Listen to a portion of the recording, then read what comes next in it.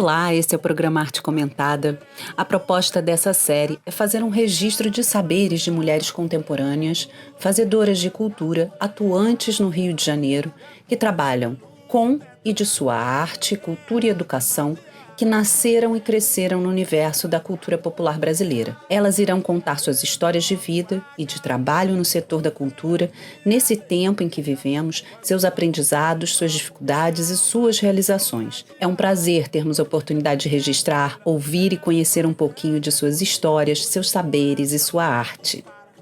Janaína, bem-vindo.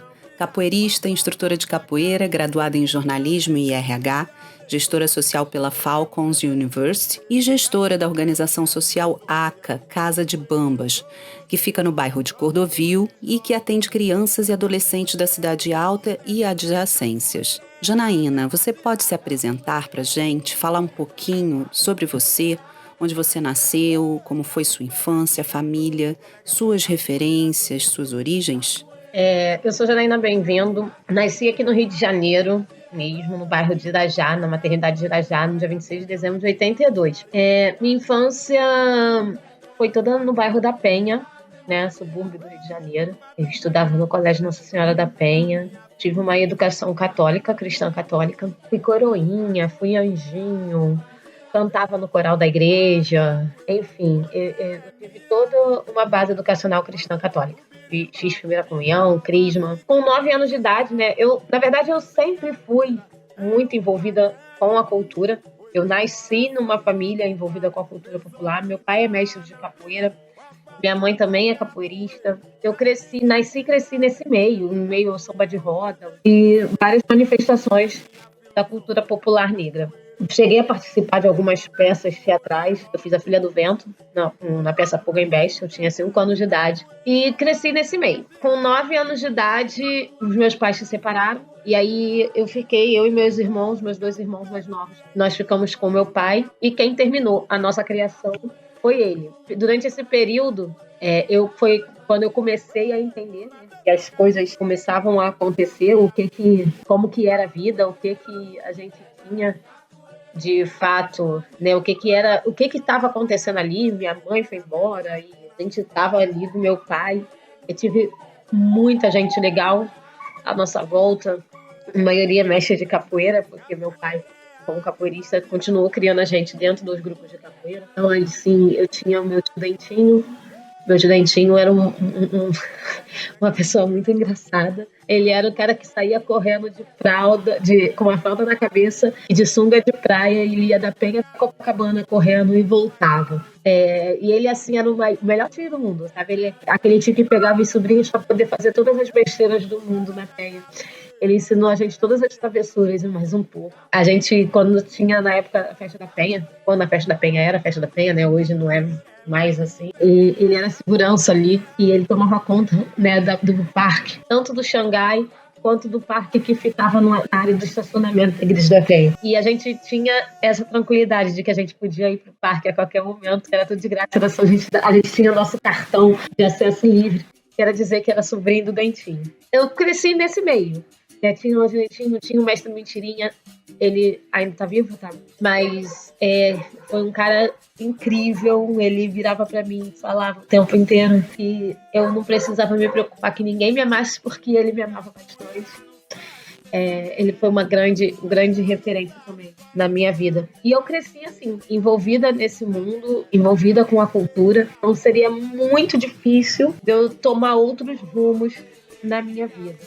E nesse seu desenvolvimento, crescendo totalmente dentro desse universo da capoeira, manifestação de origem afro-brasileira importante da nossa cultura, patrimônio cultural e material, conhecido mundialmente, que ainda batalha fortemente pelo espaço e reconhecimento, difusão por grande parte da população brasileira.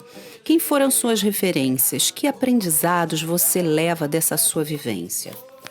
minhas principais referências dentro da capoeira, dentro da cultura popular em si, são os mestres que estavam ali junto comigo, mestre Leopoldina, mestre Mucugê, mestre Mentirinha, né? O meu pai, mestre Toro, mestre Dentinho, são grandes referências para mim. São pessoas que eu me miro e falo que eu quero seguir uma trilha não igual, porque cada um tem sua história, mas um pouco parecida, com alguns aspectos assim diferentes, né? São épocas diferentes. Eles precisaram desbravar ali. Hoje a minha luta é mais intelectual. Antes eles tinham que trocar mesmo na porrada para dizer que eles eram os bravos, mas no intuito era fazer a capoeira crescer. E eu meio que me sinto responsável por continuar isso. Eu vi isso quando eu era criança, eu cresci vendo eles brigarem pela capoeira e eu acho que não tem como eu viver a vida de outra maneira. Então, o que me motiva mesmo a continuar trabalhando pela cultura, mesmo com todas as dificuldades, a estar de frente para o trabalho que a gente tem aqui na nossa organização social e todos tenham acesso, né, à cultura brasileira e que saibam e conheçam a história da cultura brasileira, eu ter visto esses homens lá atrás, né, a maneira como eles brigavam para isso. Eu lembro que quando eu era pequena, né, tinha reuniões na sala da minha casa, a gente tinha uma mesinha de centro na sala, ficavam ali colocando as ideias sentados, né, meu pai, Paulão, Mentirinha, Mendonça, Medeiros não convivia com a gente. Era o mestre Mendonça, ficava ali, mestre Berg também. Eles ficavam ali traçando as ideias.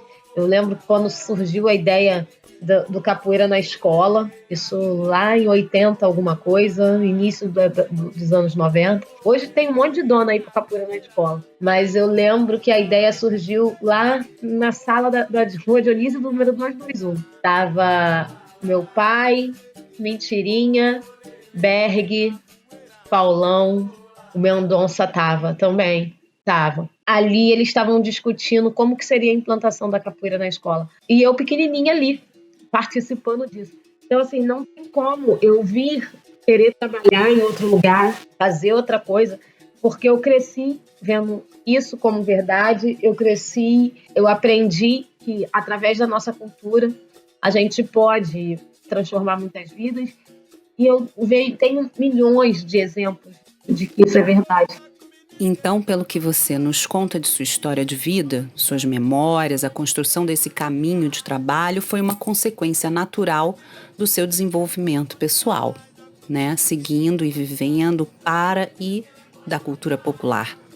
A cultura e a arte permeiam minha vida o tempo inteiro. Tanto que, eu vivo falando, eu tive alguns relacionamentos na minha vida, todos com capoeirista. O único que não foi com capoeirista não deu certo, não durou muito tempo, porque eu vivo a capoeira, sabe? Eu nasci da capoeira, eu falo isso, se não fosse a capoeira eu nem existiria, porque minha mãe era aluna do meu pai, eles se conheceram ali, se apaixonaram, casaram, eu nasci, não necessariamente nessa ordem, quando eles casaram, a minha mãe estava grávida. Eu nasci pela capoeira.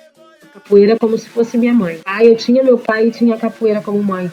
Tinha os mestres de capoeira nos protegendo, cuidando da gente. Tiveram algumas coisas que não foram legais, é claro, mas era por pessoa, não pela arte. E eu cresci assim e trouxe isso para minha vida, né? Eu hoje sou casada com um mestre de capoeira. A minha família inteira é capoeirista. As crianças jogam capoeira, dançam, e está sempre todo mundo muito envolvido com a arte. A nossa instituição aqui é toda focada na cultura e na arte, e a gente acredita muito no poder que a cultura tem para educar, transformar. Cara, é incrível quando a gente vê alguém saindo, por exemplo, como que aconteceu agora no último mês, um menino que estava na boca de fumo, trabalhava na boca de fumo, veio até a gente pedindo ajuda porque ele queria sair da boca de fumo e ele queria viver como a gente. Então, a gente vê que nós somos exemplo para as pessoas no bairro, e isso por conta do nosso trabalho com a cultura é muito legal. O meu trabalho, Janaína, comecei a desenvolver um trabalho cultural ainda muito nova. Eu tinha 13 anos quando eu comecei a despontar né, como uma profissional da cultura, na época fazendo shows ainda pelo grupo do meu pai. Com 17 anos eu saí da casa dele, fui seguir meus caminhos sozinha, porque ele queria que eu tivesse outro rumo também na cultura, mas ele queria que eu tivesse uma carreira internacional e não era isso que eu queria para minha vida. Era bem complicado, porque ele já estava até com tudo articulado para poder eu me mudar e já tinha onde eu ficar. Eu tinha até meio que um casamento combinado. Eu não quis ir, sair da casa dele e fui seguir a minha vida. E aí eu conheci o Cisane, que era o Centro de Integração Social Amigos do Nova Era, lá no bairro Jardim Nova Era, em Nova Iguaçu. E lá eu comecei a dar aula de capoeira, que era o que eu sabia fazer, né? Além da minha formação técnica, informática, tudo, eu comecei a dar aula de capoeira e comecei a fazer um trabalho sociocultural lá. E fui crescendo. Dali eu passei por alguns gabinetes políticos, né, e sempre discutindo muito, brigando pela capoeira. E hoje estou aqui na Casa de Bambas, né? A gente está aqui com esse desafio imenso que é estar de frente, na linha de frente no combate ao crime organizado da comunidade. E a nossa forma de combater é trabalhando lá na base, sabe? Usando a cultura para poder educar as crianças para que elas não caiam no tráfico. Isso não resolve o problema de imediato, a curto prazo, mas a longo prazo tem um impacto muito grande, porque quanto mais crianças e adolescentes a gente consegue educar, apresentar outro caminho, mostrar que tem outras soluções, a gente diminui. É uma criança, um adolescente a menos que no futuro é um soldado do tráfico. Você já realizou diversos trabalhos, você já atuou como diretora de comunicação da Federação de Capoeira Desportiva do Estado do Rio de Janeiro e também presidiu a União Feminina de Capoeira entre 2014 e 2016. E o que você destaca como sua maior realização? A minha maior realização da minha vida é o Casa de Bambas. Sem sombra de dúvida. Eu sempre fui muito desacreditada. Sempre fui taxada como olha louca, que fica inventando ideia, cada hora tá inventando uma coisa nova. E o dia que eu sentei com o Jagunço, falei para ele que eu tinha uma ideia que tinha muito a ver com o trabalho que ele fazia e que a gente podia transformar essa ideia numa coisa grande, ele acreditou, né, de cara. Ele virou e falou, vamos, eu tenho um sonho de fazer isso também, então vamos. Quando nós começamos a colocar em prática, ele tinha já 20 crianças, que ele dava aula de capoeira. Logo assim que a gente começou a pôr em prática, 3 meses depois veio a pandemia. Mas a única coisa que tinha na minha cabeça era a família dessas crianças, a maioria deles, os pais são ambulantes, não vão ter trabalho. E aí a gente começou a correr atrás de maneiras de ajudar essas famílias. Quando nós vimos, nós estávamos com 2.000 famílias sendo ajudadas por nós. Isso, para mim, foi incrível, porque assim, a maneira como a gente se juntou com as pessoas, as articulações que foram feitas, isso mostrou uma potência muito grande para o nosso trabalho. E eu fiquei me sentindo muito realizada, porque por mais que eu não estivesse ali de frente pegando, assim, algumas vezes eu peguei peso, carreguei também, mas eu era mais de estar ali por trás. Eu me realizava saber que eu estava ali atuando na articulação daquilo tudo e que aquilo tudo ali estava acontecendo com a minha contribuição também. Quando nós voltamos às atividades normais, que eu vi que o ACA tinha crescido tanto, hoje nós temos 263 crianças. Cara, eu olho para aquilo ali, eu costumo dizer que o ACA é meu filho. Sabe? Eu e Jagunço, nós não temos filhos juntos, né? Eu tenho meus filhos, ele tem os filhos dele, e o ACA é a cria nossa. Então, eu acho que essa é a minha maior realização, é ver a gente impactando positivamente a vida de tantas crianças, tantos adolescentes. E Janaína, quais são os seus planos para o futuro? Para o futuro eu quero ver, eu sou muito ambiciosa e eu tenho um sonho. Na verdade, eu coloquei como meta que nos próximos 10 anos eu quero ver o meu trabalho impactando todo o Brasil. Eu quero poder olhar para cada cantinho do país e ver que tem uma sementinha de Janaína. E estou trabalhando para isso, né? Eu quero que dentro de 10 anos eu consiga ver um pouco do trabalho que eu desenvolvo espalhado por todo o Brasil. E como é, diante de toda essa vida, de toda essa construção desse trabalho, ser mulher? O que é ser mulher? Ser mulher é maravilhoso. Cara, nós somos capazes de desempenhar todos os papéis que nos dão. e fico cada vez mais motivada a fazer mais.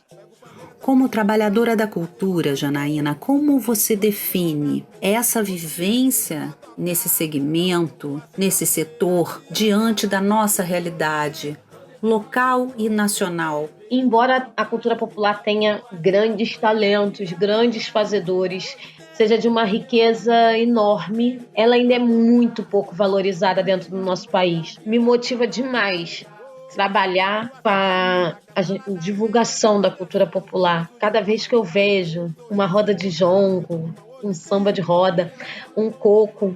Essa semana nós fizemos uma apresentação e tinha aproximadamente umas 600, 700 pessoas no local. E nós puxamos um coco desse pessoal todo, no máximo umas 10 pessoas conheciam o coco. Além do nosso grupo, no máximo umas 10 pessoas sabiam o que era o coco. E quando nós começamos a apresentação de coco, a gente foi vendo aquele povo todo ali e falando, nossa, que coisa gostosa, não dá pra ficar parado. Lembra que a gente falava assim, isso é o sapateado brasileiro. E quando eu olhei, tava toda a plateia dançando junto com a gente. Nossa, que coisa melhor do que a gente pegar a cultura popular nordestina do nosso povo, sabe? É coisa nossa, coisa do Brasil. E você vê as pessoas conhecendo, reconhecendo e dizendo, nossa, isso é muito gostoso. É por isso que eu sigo o caminho da cultura popular. Uma valorização do que é nosso, uma valorização do nosso povo. É um respeito àqueles que vieram antes, sabe? É um respeito aos nossos ancestrais e à nossa ancestralidade. Como trabalhadora da cultura, eu acho que a gente tem muito ainda. O Brasil, ele poderia crescer muito mais se valorizasse o que é nosso ao invés de trazer o que é de fora. Infelizmente, os fazedores de cultura do país não são valorizados. A cultura brasileira, a cultura popular brasileira, não é valorizada como deveria ser. A gente importa muita cultura e não valoriza o que é nosso. Quando a gente chega do lado de fora, quando a gente chega em qualquer país fora do Brasil, levando o nosso samba, levando a capoeira, o maracatu, o maculelê, o jongo, eles valorizam tanto aquilo e eu fico boba porque os brasileiros não sabem a potência que tem na mão e não valorizam a potência que tem na mão. E sobre política pública para a cultura, iniciativas de incentivo cultural, na sua opinião, o que falta? O que é preciso ser feito e quais são os caminhos possíveis? Políticas para a cultura. Quem não lembra, né, quem não era nascido ainda, deve saber, deve ter estudado já em história sobre a Agenda 21 da Cultura, que foi elaborada em 2004, foi um documento elaborado em 2004, e tinha como ideia de centralizar as políticas públicas e os recursos da cultura. E entre outras coisas, esse documento trazia a recomendação que, pelo menos, assim, no mínimo 1% do orçamento nacional deveria ser destinado à cultura. E aí, o restante deveria dar prioridade às áreas com grande vulnerabilidade social e econômica. Nesse período, teve um monte de conferências, fóruns internacionais organizados pela Unesco, pela ONU, de onde saiu o Relatório de Desenvolvimento Humano, que incluía o acesso à cultura como importante indicador na avaliação da qualidade de vida das sociedades, né, da comunidade como um todo. Já aqui no Brasil, foi criada a Constituição de 88, que afirma que o Estado deve garantir pleno direito ao exercício cultural em âmbito nacional. Pela Constituição de 88, o Estado ele deve dar acesso a várias fontes de cultura e valorização e difusão das manifestações culturais. Quase 40 anos atrás já, uns 36, 37 anos atrás que a gente está falando, eu venho para essa pergunta. A cultura, ela está disponível para quem? Né? Eu te devolvo essa pergunta. Será que aqueles que têm baixos recursos financeiros, eles têm acesso à cultura? Na cidade do interior, que está fora dos grandes eixos, que o Rio de Janeiro foi capital cultural do país durante um bom tempo. E, infelizmente, com o último governo, né, a última gestão municipal que teve, a cidade perdeu esse título. Mas tirando isso, saindo das capitais, as cidades de interior, eles têm acesso à cultura? Eles têm acesso a grandes produções culturais? Os portadores de deficiência, hoje a gente tem aí algumas contrapartidas sociais nos projetos que são elaborados, a gente até coloca, mas tá de forma plena, atendendo de forma plena? A gente sabe muito bem que muitas das vezes a resposta para essas perguntas é não. Então, assim, é primordial que a gente fale, sim, de cidadania cultural, de democratização de acesso à cultura, de cada vez mais trabalhos culturais sendo desenvolvidos e realizados dentro das favelas, dentro das áreas periféricas, nos interiores, nos locais que não têm esse acesso. As pessoas precisam saber da sua história, precisam saber de onde veio, precisam conhecer as manifestações do seu povo, ao invés de ficarem sendo entubadas, entaladas com manifestações culturais que não são nossas.